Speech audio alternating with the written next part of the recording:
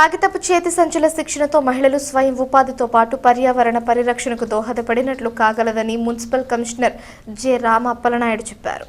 ప్రభుత్వ సూక్ష్మ చిన్న మధ్య తరహా ఎంటర్‌ప్రెన్యూర్ విభాగం ఆధ్వర్యంలో స్థానిక కొత్తపేటలోని మహిళా భవన్లో 40 మంది మహిళలకు కాగితపు చేతి సంచుల తయారీలో శిక్షణను 3 రోజుల క్రితం ఆరంభించారు. బుధవారం ఈ శిబిరాన్ని municipal commissioner J Rama Appalanaidu సందర్శించారు. కాగితపు చేతి సంచుల వినియోగం వలన ప్రయోజనాలను మహిళలకు వివరించారు.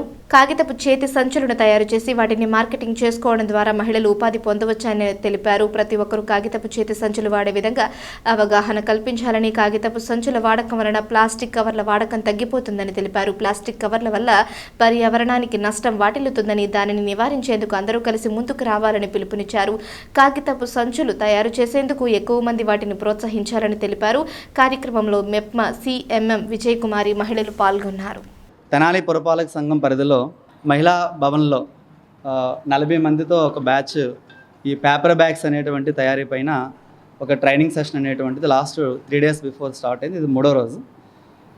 ఈ యొక్క ప్రోగ్రామ్ యొక్క ఉద్దేశం ఏంటంటే, సో ఎంఎస్ఎంఈ డిపార్ట్మెంటు మనకి micro small and medium enterprises వాళ్ళు వివిధ రకాల ఏజెన్సీలని ఎంగేజ్ చేసుకొని రాష్ట్రంలో సెల్ఫ్ ఎంప్లాయ్మెంట్ని ప్రమోట్ చేయాలి, మైక్రో ఇండస్ట్రీస్ని ఇళ్లల్లోనే పెట్టుకొని ప్రమోట్ చేయాలి, దాని ద్వారానే హైయెస్ట్ ఎంప్లాయ్మెంట్ అనేటువంటి జనరేట్ అవుతుంది అనేది ముఖ్య ఉద్దేశం.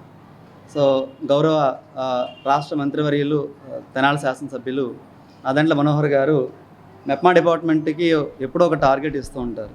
సో మహిళలు ఎప్పుడు కూడా ఆర్థికంగా స్వావలంబన దిశగా వెళ్ళాలి, ఆ రకంగా ట్రైనింగ్ యాక్టివిటీస్ని ప్రారంభించాలని చెప్పి.